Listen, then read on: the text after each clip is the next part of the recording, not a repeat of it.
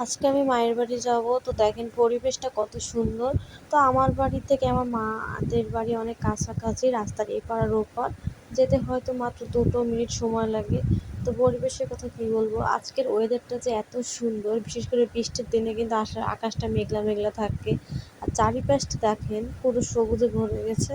তো ওই যে আমাদের বাড়ির নারকেল গাছ দেখা যাচ্ছে, তো চলে এসেছে অলরেডি। তো দেখেন আমাদের কাছে কিন্তু প্রচুর নারকেল হয়, আর আগে আরও বেশি হতো, তবে এখন ইঁদুরে কিন্তু নারকেলগুলো কেটে দেয়, সে কারণে অনেক নারকেল আসলে পড়ে যায় ছোট থাকতে।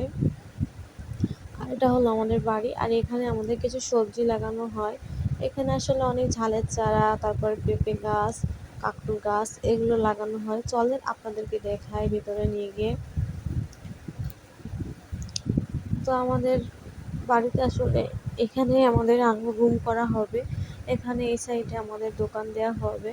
তো এখনো দেওয়া হয়নি। তো আমার আম্মু ভাবলো যে না, এখানে যদি কিছু লাগায় তাহলে হয়তো ভালোই হয়। তো আমার আব্বু এগুলো লাগিয়ে দিছিল, এই বীজগুলো ফেলে দিয়ে গেছিলো সে। তো দেখেন গাছগুলো বড় বড় হয়ে গেছে, ডাঁটা গাছগুলো। তারপরে এটা হলো সবেদা গাছ, এই সবেদা গাছটা এবার লাগানো হয়েছে নতুন, মাশাআল্লাহ দুটো ছোট্ট ছোট্ট সবেদাও ধরিয়েছে দুটো।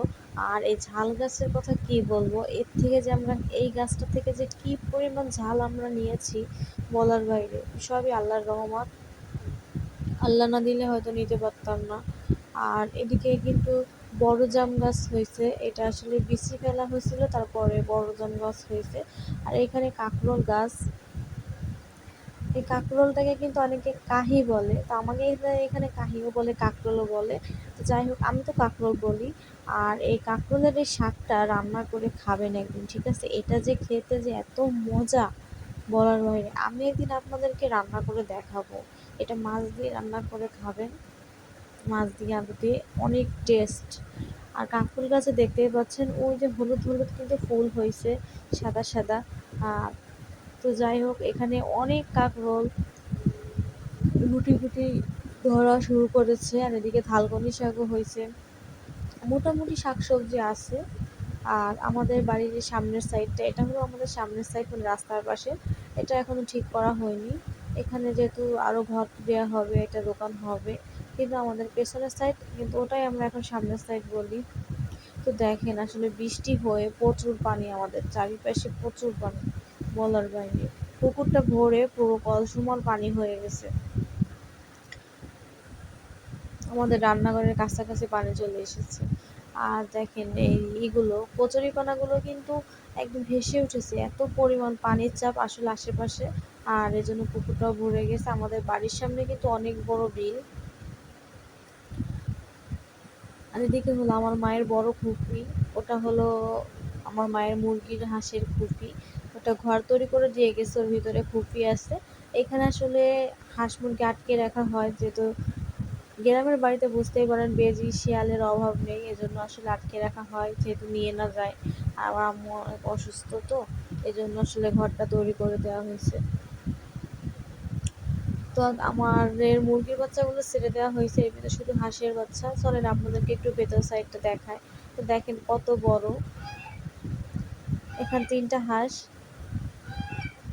আর আমাকে দিছিল 4টা হাঁস। আর আমরা ভালোই হাঁস হয়েছে, সিং হাঁস আরও বসিয়ে দিছিল, এগুলো আপনাদেরকে দেখাবো।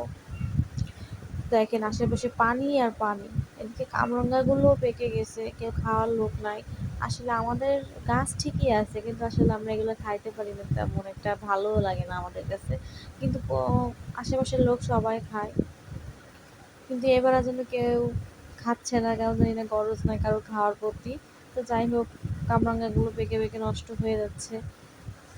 আমার আন্টি এসেছে বরিশাল থেকে, ভেবেছে তাকে দিয়ে দেবো সব অনেকগুলো, যেহেতু আমার খালাতো বোনরা আছে, ওরা এগুলো খেতে খুব ভালোবাসে। আর এদিকে এটা হলো আমার মায়ের ডাইনিং টেবিল, এরপরে আমি আসলে গুছিয়ে রাখি যতই, তারপরেও এলোমেলো হয়ে যায়। আবার এখন গুছায় রাখবো সব কিছু। 2টা রুম, একটা রুম এই সাইডে আমার, আর একটা রুম ওই সাইডে। 2টা রুম আসলে এখন। আর বারান্দা, এটা ছোট একটা বারান্দা। সবাই ভালো থাকবেন, আসসালামু আলাইকুম, আমার বাসা থাকবেন।